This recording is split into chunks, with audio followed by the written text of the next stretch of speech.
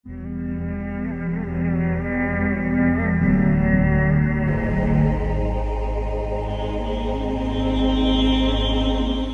کی تدبیر کرو گے تو جہنم ہی میں جاؤ گے. اللہ تعالیٰ زبردستی کسی کو جنت میں داخل کرنے والا نہیں ہے. اور جنت کا معنی ہے تو محنت کرنی ہوگی، اس کے لیے محنت اور مشقت کرنی ہوگی، اس کے لیے ایمان اور عمل صالح اور تواصی بالحق اور تواصی بالصبر کے تقاضے پورے کرنے ہوں. لہٰذا یہ ہمارے ہاں جو اللہ تعالیٰ کی صفت غفاری اور اللہ تعالیٰ کی صفت رحیمی کا حوالہ جو ہے دے دیا جاتا ہے. ما غرک بربک الکریم ایک مرکزی مضمون ہے یہ اس سورت کا جو آخری پارے میں ہے، سورۃ الانفطار. تمہیں کس چیز نے دھوکے میں ڈال دیا اپنے رب کے بارے میں؟ وہ کریم ہے، رحیم ہے، لیکن اس نے تمہیں اختیار دے کر تمہیں امتحان میں ڈالا ہے، اور اس کا نتیجہ نکلے گا تمہارے اعمال کے اعتبار سے. یہ ضرور ہے کہ محض عمل کی بنیاد پر کسی کی نجات نہیں ہوگی، اللہ کی رحمت کی ضرورت ہوگی، لیکن بغیر عمل کے تو وہ رحمت بھی آپ کو ملنے والی نہیں ہے. اپنی سی محنت کر کے اللہ تعالیٰ کی رحمت کا اپنے آپ کو مستحق ثابت کرو، پھر وہ رحمت خداوندی جو ہے دستگیری کرے گی. تو یہ چیزیں در حقیقت، اور ایمان کا بھی عام تصور کیا ہے؟ وہ جو شہادت ہے، اشہد ان لا الہ الا اللہ واشہد ان محمد رسول اللہ، اسی کو ہم نے ایمان سمجھ لیا. حالانکہ یہ تو اقرار باللسان سے ہم مسلمان تو ہو گئے. قالت الاعراب آمنا قل لم تؤمنوا ولكن قولوا اسلمنا ولما يدخل الايمان في قلوبكم. یہ بدو کہہ رہے ہیں ہم ایمان لے آئے، نبی ان سے کہہ دیجئے تم ایمان ہرگز نہیں لائے ہو، بلکہ یوں کہو کہ ہم اسلام لے آئے ہیں، ہم نے اطاعت قبول کر لی ہے، اور ابھی ایمان تمہارے دلوں میں داخل نہیں ہوا. جب تک یہ ایمان دل میں نہ کھپ جائے وہ ایمان نہیں ہے. وہ کلمہ شہادت ہے، وربل اٹیسٹیشن ہے، وہ اسلام کا رکن ہے، ایمان کا نہیں ہے. ایمان کا رکن کیا ہے؟ ثم لم يرتابوا انما المؤمنون الذين آمنوا بالله ورسوله ثم لم يرتابوا. اصل مومن تو وہ ہے جو اللہ پر، اس کے رسول پر ایمان لائے، پھر شک میں ہرگز نہ پڑے، یقین کی کیفیت ہو جائے. پھر عمل صالح، جیسا کہ میں نے کہا قرآن مجید میں شاذ آپ کو بڑا تلاش کرنے کے مقام تلاش کرنا پڑے گا جہاں کہ ایمان کے ساتھ عمل صالح کی شرط موجود نہ ہو، وہ لازم و ملزوم کی طرح ہوتے ہیں. پھر یہ تواصی بالحق اور تواصی بالصبر ہے. تو یہ تمام چیزیں لازم ہیں، اور ان کے لزوم کو در حقیقت ذہن نشین کرنا، جیسا کہ میں نے عرض کیا کہ اس کی ہمارے اس منتخب نصاب کے درس کا مرکزی ہدف یہی ہے، ٹارگٹ یہی ہے کہ ہمارا جو تصور ہے فرائض دینی کا وہ بدل جائے. اب دیکھیں ان چاروں چیزوں کے اندر در حقیقت یہ چار چیزیں نہیں ہیں، بلکہ یہ ایک ہی سلسلے کی چار کڑیاں ہیں. ایک سے دوسری شے خود بخود برآمد ہوتی ہے. میں اس کو ایک بڑی سادہ سی مثال سے پہلے سمجھاؤں. دیکھیے دنیا میں کوئی معاملہ آپ کے سامنے آتا ہے، فرض کیجئے کہ کوئی جھگڑا ہے، کوئی تنازع ہے، کوئی قضیہ ہے.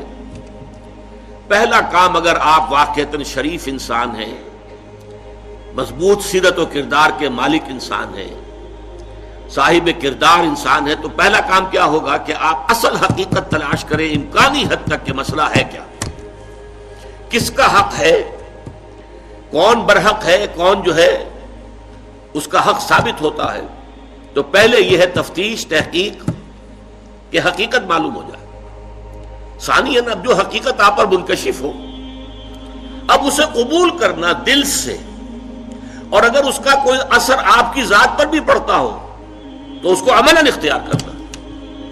فرض کیجئے کہ اس معاملے میں کوئی ایسا پہلو نکل آیا ہے جس کی زد خود آپ پر پڑ رہی ہے، تو اس لیے کہ مجھ پر زد آ رہی ہے یا میرے والدین پر آ رہی ہے، میرے رشتہ داروں پر آ رہی ہے، اگر غض بصر کریں گے، صرف نظر کریں گے، تو معلوم ہے سیرت اور کردار نام کی کوئی شے نہیں ہے، پھر بودا انسان ہے، کوئی حیثیت نہیں. جیسے کہ قرآن مجید میں سورہ نساء میں فرمایا گیا، یا ایھا الذین آمنوا کونوا قوامین بالقسط شہداء للہ ولو علی انفسکم او الوالدین والاقربین. اے ایمان والو، کھڑے ہو جاؤ عدل کے علم بردار بن کر، اللہ کے لیے گواہی دینے والے بن کر، اور چاہے کوئی معاملہ ایسا ہو کہ جو تمہارے خلاف جا رہا ہو، تمہارے والدین کے خلاف جا رہا ہو، تمہارے رشتہ داروں کے خلاف جا رہا ہو، عدل کا دامن ہاتھ سے نہیں چھوڑنا. اسی طرح فرض کیجئے کوئی فیصلہ جو ہے صحیح بات، اس سے آپ کے کسی دشمن کو فائدہ پہنچ رہا ہے، اب یہاں اس وجہ سے نہ رک جائیں. یا ایھا الذین آمنوا، یہ سورہ مائدہ میں ہے، کونوا قوامین للہ شہداء بالقسط ولا یجرمنکم شنآن قوم علی الا تعدلوا اعدلوا هو اقرب للتقوی. دیکھو کہیں ایسا نہ ہو کسی کی دشمنی تمہیں زیادہ عدل سے اور زیادہ حق سے منحرف کر دے، اس لیے کہ دشمن کو فائدہ پہنچ رہا ہے تو یہ بات میں کیسے کہہ دوں؟ نہیں، دشمن کو فائدہ پہنچ رہا ہو یا اپنے کو نقصان پہنچتا ہو، جو حق ہے اسے بیان کرنا ہے اور اسے قبول کرنا ہے اگر واقعی سیرت و کردار کا حامل انسان ہے. تیسرے درجے میں یہ کہ اس کا واشگاف اعلان کرو، ڈنکے کی چوٹ اعلان کرو.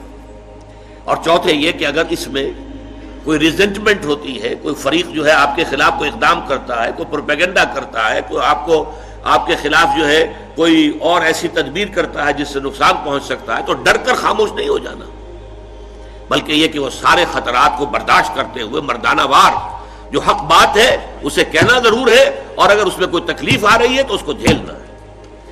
یہ خود بخود جو ہے یہ 4 قدم جو ہے اگر انسان صاحب کردار ہے، اگر اس میں واقعتاً سیرت اور کریکٹر نام کی کوئی شے، تو یہ خود بخود ہوگا کہ ہر شے کی حقیقت تلاش کرو. نمبر 2 اس کو قبول کرو، اور اس کا کوئی عملی تقاضا ہے تو اس کو پورا کرو، اس کا اعلان کرو ڈنکے کی چوٹ، اور اگر اس میں تم پر کوئی تکلیف آئے تو جھیلو. فَأُولَٰئِكَ يَدْخُلُونَ الْجَنَّةَ يُرْزَقُونَ فِيهَا بِغَيْرِ حِسَاب. تو وہ لوگ ہوں گے کہ جو جنت میں داخل کیے جائیں گے اور وہاں انہیں جو کچھ ملے گا وہ کسی حساب کتاب سے ماورا ہوگا. وہ 10 گنا 700 گنا اس کو چھوڑو، اس کا تو کوئی حساب کتاب ممکن ہی نہیں تو ان کے لیے جنت میں. یہ میں بہت دفعہ واضح کر چکا ہوں کہ جنت کی نعمتوں کا جن کا ذکر قرآن میں ہے، یہ اصل میں جسے عربی میں کہتے ہیں نزل، یہ نزل ہے. وہ چیزیں جو ہم جانتے بھی ہیں کہ جو بھی وہاں کلما رزقوا منها من ثمرۃ رزقا قالوا هذا الذي رزقنا من قبل. آم دیا جائے، صحیح آم تو ہم کھاتے تھے، دنیا میں بھی کھاتے تھے، اس آم کی جو لذت ہوگی اس کا آپ تصور بھی نہیں کر سکتے دنیا کے آم کی. تو نعمتیں وہی ہوں گی، لیکن یہ نزل ہے. نزل کسے کہتے ہیں عربی زبان میں؟ نزیل کہتے ہیں، نزل ینزل اترنا. جیسے ہی کوئی شخص آپ کے دروازے پر آیا اور کسی سواری سے اترا، گھوڑے پر چڑھ کے آئے گا اس سے اترے گا، اونٹ پر سوار ہوا تھا اس کو بٹھا کر اترے گا، کار پر آیا کار سے اترے گا. نزیل ہے اب یہ. تو فوراً آپ پیش کرتے ہیں کوئی موسم کے مطابق، کوئی ٹھنڈا کوئی گرم، وہ تو بھاگ کر فوراً پیش کر دیں گے. اس کو کہتے ہیں نزل، جو کسی مہمان کی آمد کے فوراً بعد پیش کر دیا جائے. اب وہ آپ کے ہاں مقیم ہو گیا، اب وہ ضیف ہے، ضیف مہمان. یہ ضیافت جو ہونی ہے اہل جنت کی، یہ ان نعمتوں کے ذریعے ہوگی جس کا ہم تصور بھی نہیں کر سکتے. حدیث میں آیا ما لا عین رأت ولا اذن سمعت وما خطر علی قلب بشر.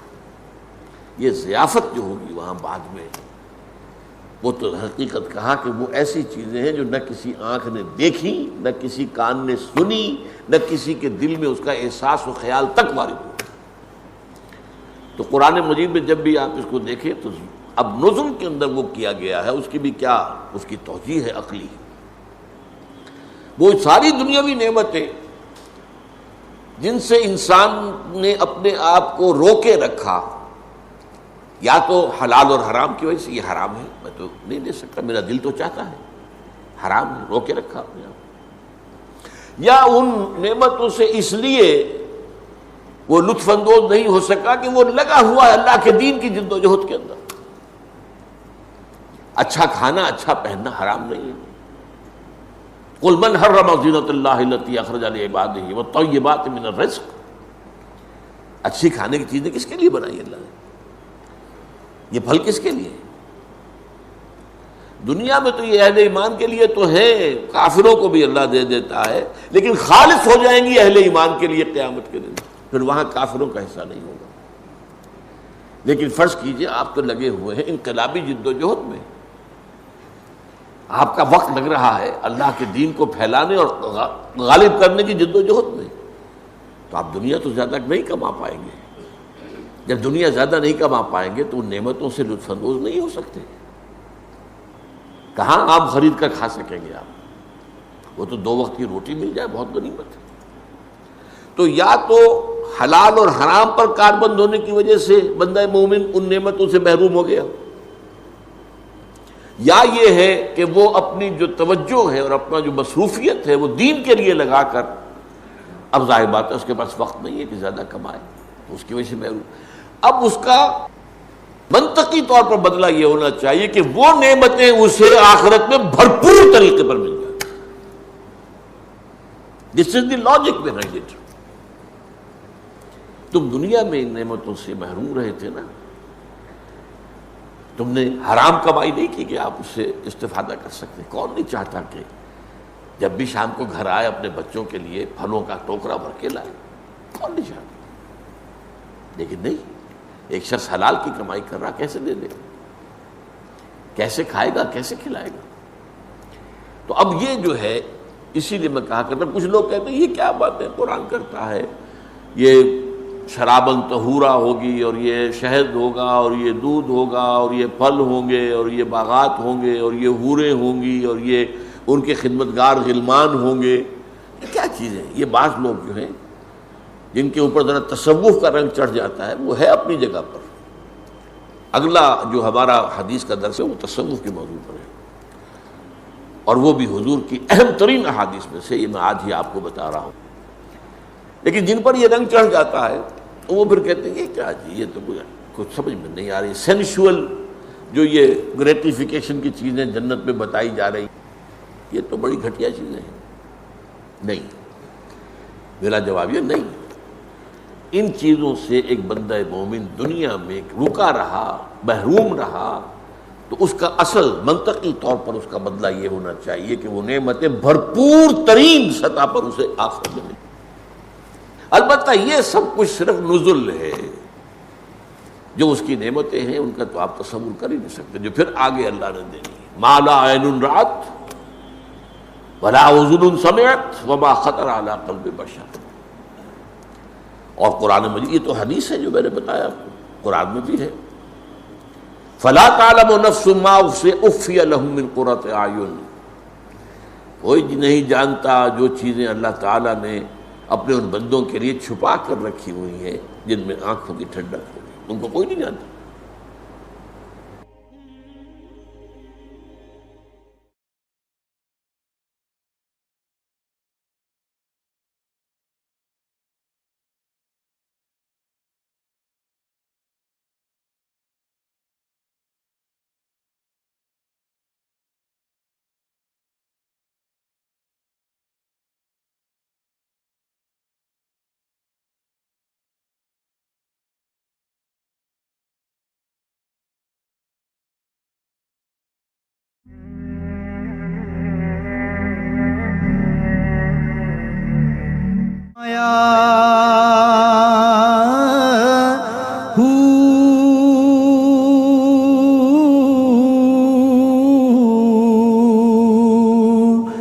نام بھج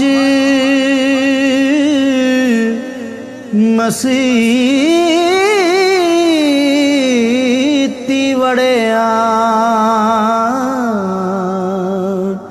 نا تسبا